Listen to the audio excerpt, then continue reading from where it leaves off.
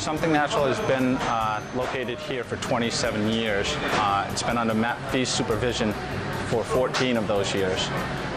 We've gone through a couple of remodels since that time, just due to the expansion of the business itself. And we're standing in this part right now, which is a product of the last remodel. It occurred, I think, probably in the late 80s. You can't have a better place for a business called Something Natural than Nantucket. In addition to that, it's a quality of product that we present to people, as well as the atmosphere that they are served in and enjoy it in. We have a beautiful outside area that some people choose to stay there. A lot of people bring our sandwiches out to wherever they're going, be it the beach or just a picnic in their backyard. If they don't have a backyard, we certainly have a big enough one for them to picnic in, and that's what a lot of people take advantage of. My name is Phil Allen, and I've been with Matt for about a year and a half now. I returned to Nantucket. I grew up here originally and returned approximately 6 years ago. And as I said, I joined up with Matt a year and a half ago. At that time, Matt had been talking to me about joining him for a couple of years, and it finally became apparent to me that I would definitely like to be working in this sort of atmosphere. It's a good atmosphere to work in terms of it's fast-paced, which I enjoy.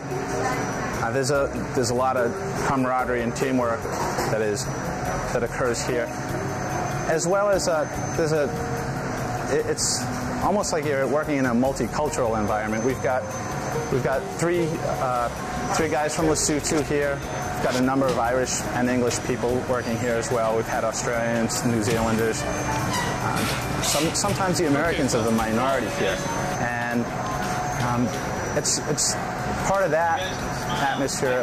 Part of that creates the atmosphere that's nice to work in, because you get exposed to different customs, just different languages, different customs.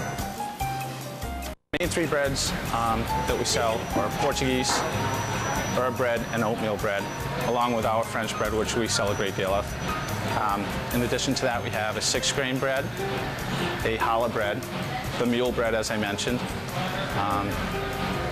pumpernickel and rye, and that's about it as far as the supermarket breads go. We've got approximately 15 varieties of bread, 10 of which go out to the local stores. The other 5 varieties are represented here as daily breads. One of them is right up the top of the rack here. It's a raisin walnut sourdough bread. We try to do a different bread every day just to give somebody a chance to experience different tastes in bread. And, I didn't know that. And a lot of people will take advantage of that fact, and they'll come in specifically for the daily bread.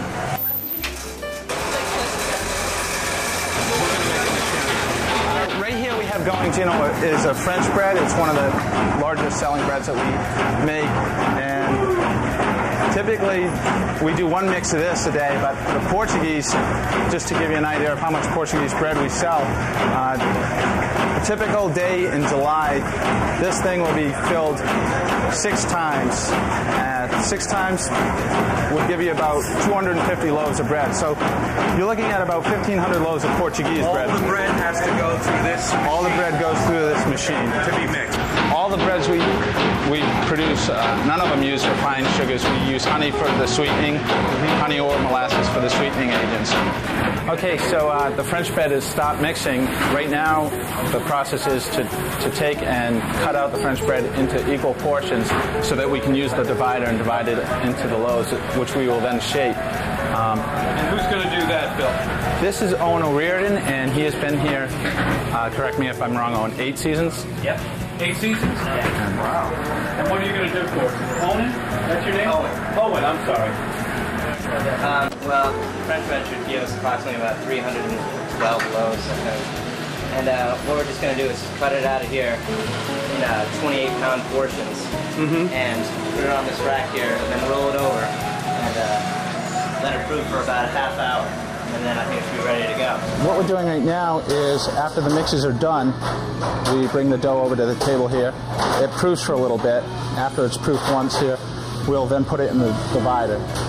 after which What is that, Phil? That's a divider? this is a dough divider, and what it does, we've weighed the bins out to a weight of 34 pounds, which when we divide it, this will separate it into 24 equal pieces, which will then be rolled out into Portuguese bread, in this case, and it'll then go to the bench where the guys will hand shape it, after which we'll put it on a floured board, and it will proof one more time out of the oven, and then it will go in the oven, and we'll show you that step right after they take care of this. This is part of the multicultural experience at Something Natural. We have Dimpo. Hi, Dimpo. How are you? Good. And to your left, Okay, to my left. this is Solmo. Solmo. How are you? Good, thank you. This is Sediso. Sediso. Sediso. Sedisu. Very nice. Now, where are you guys from? From Lesotho. Sorry? Lesotho, Lesotho. Now, where is that? in Africa, South Africa. Where? South Africa? Yeah. Right? To the west of South Africa. Oh, really? And what brings you guys out here? Are you all from Lesotho? Yeah, from Lesotho. Yeah. Dimpo started the trend 4 years ago. Came out with a fellow that worked at the bakery here. Oh, really? Cool, man. And he has subsequently brought us Somo, who was here with us last season. Yeah, right. And you were here last season. And all you three guys have been working here at Something Natural for the season? Yeah. And what do you do? Go back to Africa in the off season? Yeah. And what do you do there in Africa? Actually, I work in the community organization. So when I go back, I'll be working in my community. And hopefully starting a bakery, isn't that right? Yeah, me and my friend, we planning on opening a bakery. Mm-hmm. And so you work in your community, and part of working in your community is... The bakery fee is going to be a private fee. That's going to be your private thing. So what's the community thing that you do there? Actually, we're trying to make a training center to help people to help themselves, like teaching their skills, Teaching trades. Yeah. Isn't you have family back there? Are you? I just got married. You did? Yeah. Well, congratulations. Oh, thank you. A very understanding wife. He got married 2 months ago, and he got married 4 months ago, and he's going to be here for 6 months. So Oh, are you? Very understanding wife. But then you get some, you can bring back some money, right? That can help you start your bakery. Cool, man. And how about you? I'm growing up some small chickens. You're what? Growing up You're chickens. You're growing chickens. Yeah, and we sell them to people Wow. And how long will you be here? maybe until the end of October. And are you a single guy? You're Yeah, still I'm single. single, yeah. Have you got a girlfriend back there? Yeah, I'm waiting for Do you think you're going to marry her? I think so. You never know? No. You never know those things. Okay, buddy, thanks. And This is Sid. He's a new and Sid, you're the, but you're not called new guy. He's just called Sid. He's just called Sid. Sid is just a short version. Sid is his yeah. name. And tell me what you do back there. No, I was going to the community organization. Oh, you do? Yeah. Yeah. Are you going to get into the bakery with him, or is that a separate? Are you involved? Yeah. Oh, the two of you guys are going to. Yeah, that's how I told them that maybe he can give them the job so that they can get the training here, then we can work together in that bakery. Ah, okay. The skilled people, experienced people. Yeah. So how do you like Nantucket? Oh, beautiful! I like it. Do you? Very nice. Do you like Nantucket? Yeah, very much. Yeah. You're having a good time. Yeah. All right. Great time. And you like it as well. I like it. Okay. Good. Maybe I will be back maybe next year. Oh, very good. Well, good guys. Thanks for talking with me. Okay. We go into the ovens. Bread takes about half an hour, maybe 40 minutes to bake. And right now, someone is unloading the Portuguese, which we actually saw a short time ago go into the oven. Right. This oven in particular holds 210 loaves. It's a 5-shelf carousel oven, which basically, if you break it down, gives you 42 loaves to a shelf. Boy, that's amazing. This oven has been going since 3:30 this morning with breads going in and out of it. Right. As you know, right now it's about 10 o'clock. It'll be shut off probably about noontime, so it really gets a workout this time of year, as does the other oven, which we use mainly for the variety breads. Okay. So after they're out of the oven. After they're out of the oven, they go to the cooling rack over here, where they sit for probably about half an hour again until they're cool enough to slice. They need to cool down sufficiently before they're sliced, otherwise the bread will actually bake itself back together because it does store so much heat in it. Eric, how you doing? Good, how you doing? Where are you from, Eric? Georgetown, Mass. Georgetown, Mass. Working at Something Natural. Sure am. And how long have you been doing it? I've been working here for about 2 years. 2 years? Yeah. And you just do it for the season, right? For the summer, For the summer. You're a student? Actually, no. I'm an accountant and financial analyst. I'm just taking a little summer break. Yeah, keep things in perspective while you're out here? That's right. Good. Vacation time. Absolutely. And who's this guy? Well, I'm sorry? I'm Darren. Darren. An Irishman? Yeah. All right. Darren Hannon. And where are you from? Cork in Ireland. From Cork. Very nice. And just here for the summer as well? Yeah, it's been through the summer. Uh-huh. Now, do you work over there? Or are you a student? I'm doing engineering in college. Engineering. Very good. And who's this little guy? I mean, He's actually not that little. I live here year-round, and it's my first year working here. What's your name? Ian Dooley. Ian Dooley. And how long have you been working here? It's my first year. First year? So are you saving your money for something? Yeah. What do you want to get? I don't know. I'm probably gonna buy a go-kart here this summer. Are you and drive it out in Tom Nevers there? Yeah. Those go-karts, those kinds they have out there? Those look like a lot of fun. Wow. All right. Thanks a lot, guys. This is James New Guy Regan. Regan? Regan. How you doing, Regan? Pretty good. Good, buddy. And he's just emptying the muffin mix. So is into Regan the bins. muffin man, or does that change every day? That changes. That's you have me okay. Okay, that changes from day to day. We try to mix it up a little. Most of the guys can they can work in any facet of the shop. Where so are you from, Regan? I'm originally from New York. Yeah? Yep. And how do you like working here? It's alright. It's fun.